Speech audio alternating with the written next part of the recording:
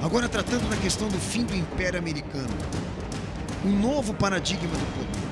Lá no texto de Apocalipse 13, verso 3 ao 4, Jesus ele mostra a João o seguinte: então vi uma de suas cabeças como golpeada de morte, mas a sua chaga mortal fora curada. Toda a terra se maravilhou seguindo a besta e adorando o dragão, que se deu à besta a sua autoridade, e adoraram a besta dizendo: quem é semelhante à besta e quem poderá batalhar contra ela? Segundo a revelação e a profecia, uma das 7 cabeças ela vai ser golpeada de morte como pretexto e razão para vir a nova gestão mundial.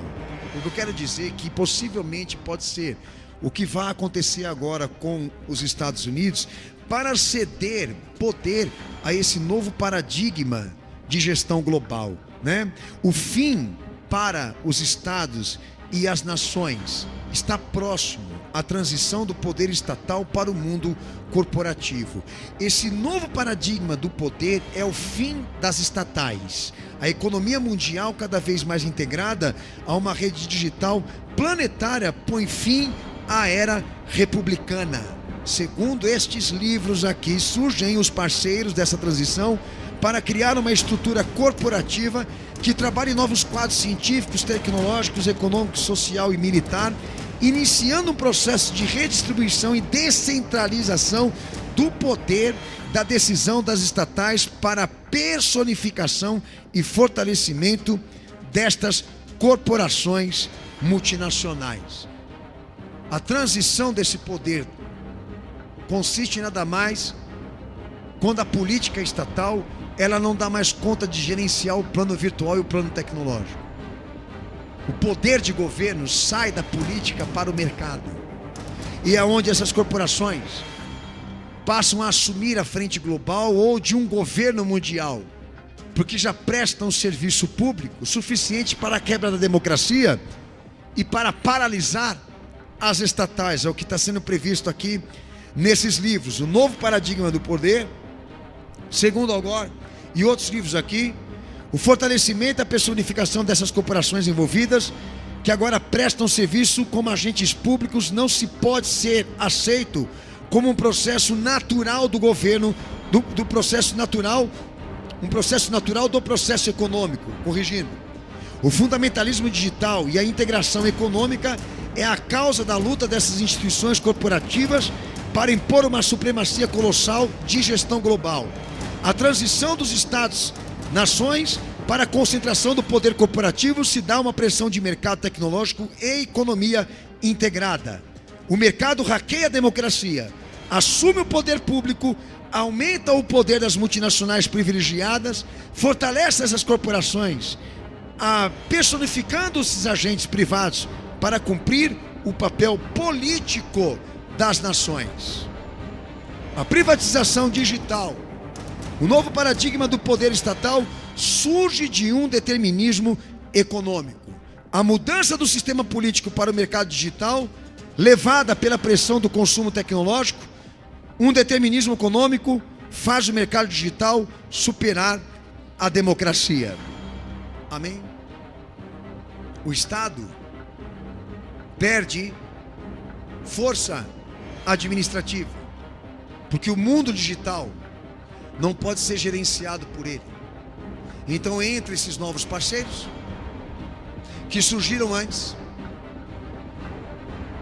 assumindo a popularidade pública, assumindo serviço público, gestão de serviço, e a sociedade passa a mais precisar dele do que dos estados. É um jogo.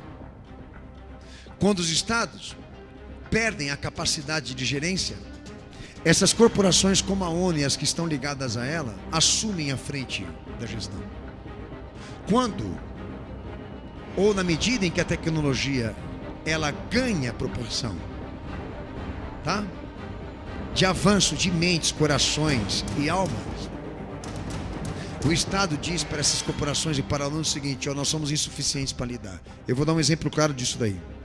O que aconteceu na pandemia é nada mais do que isso. Nós precisamos de uma coisa melhor e maior e mais autossuficiente do que os estados, porque eles estão demonstrando serem incapazes de poder lidar com situações desse tipo. Isso ficou no sentimento das pessoas. Então, o fim do imperialismo americano é um fator cínico, porque isso vai ser fechado para todas as nações. É o fim da era republicana e o início de um poder global. Qual a probabilidade, pastor, disso não acontecer? É muito simples. Arrancar das multinacionais e das corporações o serviço público que elas representam agora. E os estados assumem isso, que tal? Não dá. Como também não dá fazer agora as pessoas quebrarem o hábito de depender de vida digital, porque já foram viciadas e integradas essa hiperconectividade. Então, seja, tudo colabora para que isso aconteça da forma como está sendo exposto aqui. Deram um poder sobre o povo, que é a visão digital, e esse poder que o povo recebeu, que é a globalização, é o poder que vai quebrar a democracia e vai tirar das estatais o poder político. É onde as corporações e as instituições multinacionais assumem a frente pelo simples discurso cínico. Nós temos a capacidade. Essa mudança de nação e estados para a governança eletrônica, por meio de agentes privados e corporativos, capazes de transmitir como administrar um mundo novo.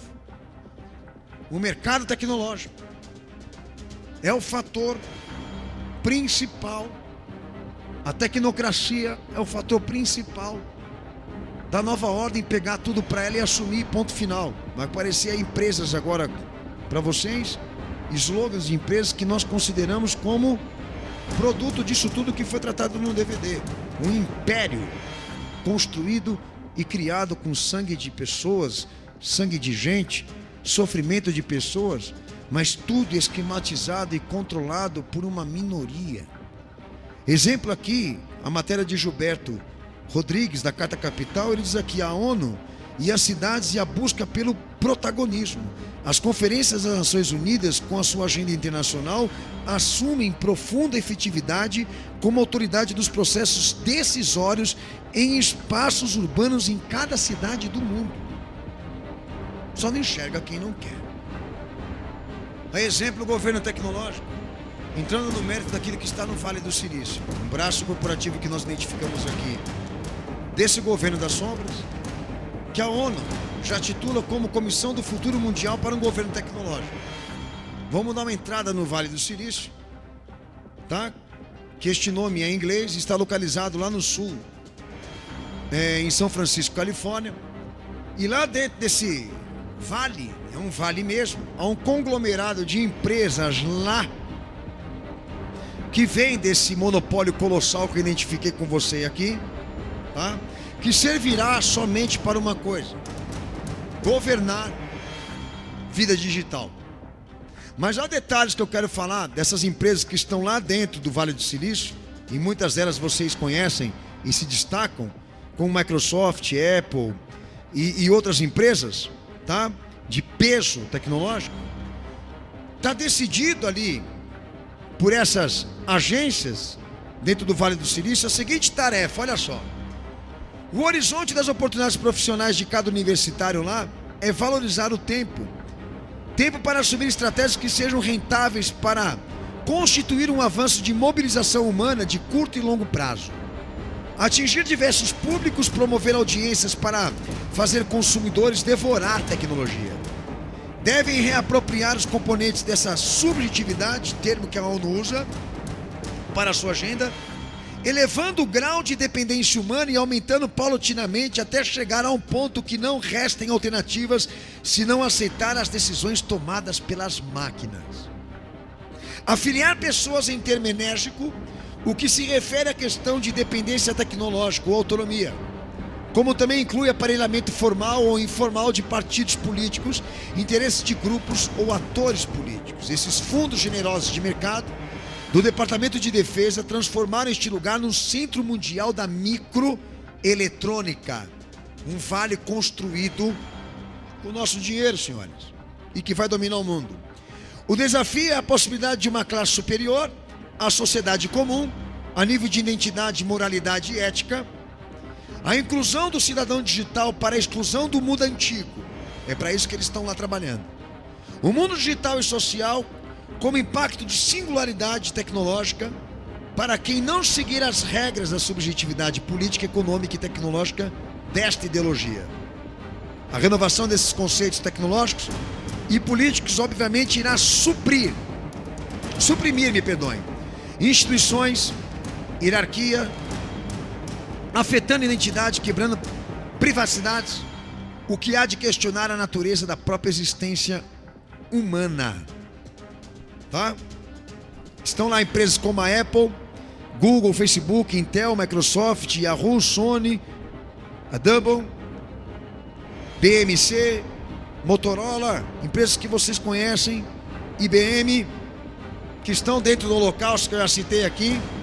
E em matéria da Gazeta do Povo, olha o que ele diz aqui. O autor da matéria, Martim Vasques da Cunha. As origens apocalípticas do Vale do Silício, as grandes empresas de tecnologia que não estão querendo apenas dinheiro. Eles querem a sua alma, o monopólio do espírito. Está errado ele?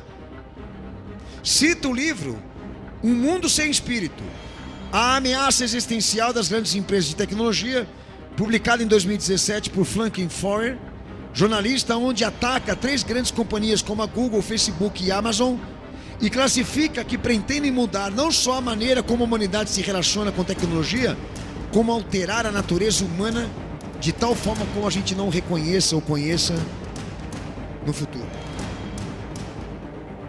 Um vale de empresas que foram construídas da forma como nós esquematizamos cientificamente aqui, que todos se reúnem e se empenham a transformar vida física em vida digital. Aqui está traçado o seguinte aspecto: o anticristo, ele só pode vir assumir ordem mundial, ou em si, só pode assumir ordem mundial quando ficar claro que grande parte da sociedade já está dominada pela máquina virtual. A estratégia é reconceituar o que significa ser humano e traçar um novo perfil, um novo objetivo de vida, da qual todos acolham como solução e esperança de melhoria. É pela atração econômica e do consumo, é a isca do fator principal da qual eles entendem que a ordem mundial vai chegar. Eu quero dar um exemplo rápido para vocês de conceito político, está dentro da pauta, de que a China ela seja contra os Estados Unidos. Um exemplo que nestes livros estão muito bem colocados é que o transe coletivo do poder econômico entre os Estados Unidos e a China vem de um fator ou de um fenômeno cínico, porque estes livros julgam a seguinte questão sobre a China: que o crescimento econômico da China se deve aos Estados Unidos, que o braço corporativo americano está lá. E segundo especialistas, a legitimidade desse crescimento econômico na China leva à natureza participativa do sistema ocidental. As reuniões do G20 e G8 cortinam uma série de oportunidades anuais para que líderes participantes façam declarações, diretrizes de interesse corporativo e interno, formados de gestores globais, com negociações multilaterais que chegam a público com a cara da era da esperança, e que a China participa disso. Então, todas as vezes que vier, à tona o conceito de que a China quer bombardear os Estados Unidos ou vice-versa, o que eles querem dizer aqui é isso: é que a China, ela cumpre um papel que os Estados Unidos financiou. A China é o que é por causa do braço corporativo e tem a tecnologia que ele emprestou. Como que a gente explica isso? Há 3 blocos supranacionais que eu escrevi aí na apostila para vocês. Eixos supranacionais: Rússia, China, Estados Unidos e Islã. Ambos exploram os temores em relação ao futuro do mundo, sim ou não? Criam instabilidade, certo? Para fortalecer ainda mais a descentralização do poder das estatais para o mercado e emplacar o sentimento de fracasso político ou incompetência de governos, desempenhando tarefas militares e tecnológicas para um superfaturamento no orçamento público por meio de novas concepções em nome da paz mundial. Essa colocação explica que esses 3 eixos, eles operam da seguinte forma: ambiguidade. A Rússia e a China trabalham pelo aspecto de armar revolução. Estados Unidos, de se capitalizar e financiar estrutura supranacional. E Islã, de querer dizer que o problema do mundo é religião. Os 3 parecem ser rivais, mas são eles que gerenciam o quê? A cisma, a expectativa da guerra ou a guerra. Por exemplo, aquilo que aconteceu no Oriente Médio, que são denúncias que a gente já fez aqui, foi financiado pela elite. Enquanto de uma ala, de um lado, Israel era armado pelos Estados Unidos a se defender, com armas americanas inclusive. Do outro lado, rebeldes eram armados pela Rússia e pela China para fazer o mesmo, atacar Israel. E tudo com o conceito de que aquilo era uma briga por religião. E no fundo não é. Aquela guerra, ela só tinha um propósito: levantar poeira para impedir a compreensão de todos. Qual? A exploração de riquezas que estão lá ainda. Não tem sentido, senhores, uma tecnologia que dialoga entre esses poderes e ao mesmo tempo também arma, brigarem entre si. O que eles querem, na verdade, é gerar o sentimento de que há uma instabilidade, de que há medos, de que há temores, de que coisas possam acontecer e surgir. Mas no fundo, o que eles querem, o que é? É lucrar com isso. E a ONU vem disso, de um apelo popular. A ONU, ela vem disso, de uma necessidade de um gerenciamento superior. As reuniões da G20, da G8 surgem disso, de uma série de oportunidades ou até mesmo de uma era de esperanças, da qual esses países também participam, dialogam e conversam. A China é hackeada pelos Estados Unidos, então não pode ser ela a que vá derrubar os Estados Unidos. Há um problema aqui, que eu quero identificar rápido, que é o Partido Comunista, que pode sim vir governar a ONU, porque o anticristo, ele tem versão totalitarista, e se isso acontecer não vai ser uma surpresa para mim.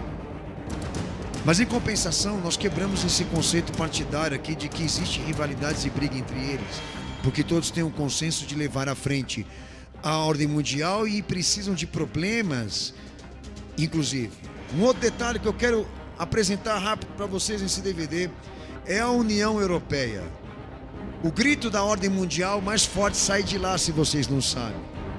E ali dentro da União Europeia, nós também temos ali encontros ou encontrões entre esses poderes para discutir o destino da humanidade, inclusive o destino econômico. Como que é deixado claro aqui pelos livros a noção do que aconteceu na União Europeia? Que ali é um teste padrão do que pode vir a existir para o mundo todo. Aquilo que aconteceu na Europa, eles entendem que aquilo ali é um teste político e econômico que eles tendem a implementar no mundo todo. E as reuniões que são feitas ali estão em discussão ou em debate para chegar a esse plano, a esse propósito tá? E torna a União Europeia um ator, né, internacional desses mecanismos de efetivos de coordenação que muitas vezes tratam de segurança ou até mesmo em causas humanitárias, econômicas, ambientais. Como esses dias vocês viram o Bolsonaro dizer: a Amazônia é nossa. É ridículo, porque mesmo aqui no Brasil já há uma proteção das florestas tropicais, um programa piloto para a proteção das florestas tropicais do Brasil, o PPG-7, que é uma iniciativa do governo brasileiro em parceria com a comunidade internacional, que está sendo considerado uma das maiores programas de cooperação multilateral relacionado a uma temática ambiental de importância global.